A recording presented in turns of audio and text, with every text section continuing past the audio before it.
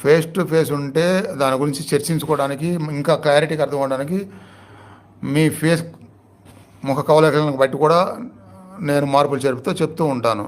మరి మీరు కనపడతలేదు కాబట్టి మెసేజ్ పెడితే అర్థమైంది, సుమాకు అర్థమైందట చెప్పింది మొత్తం.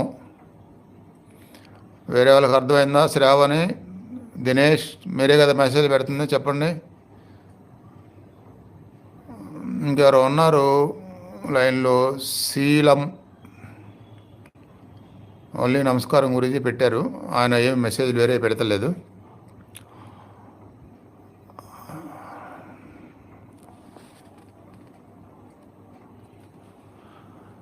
నాకు మెసేజ్ పెరగకపోతే రేపు నేను టుగెదర్ లైవ్లోకి తీసుకొని అర్థం అయ్యే వరకు మిమ్మల్ని చంపి చెప్తాను.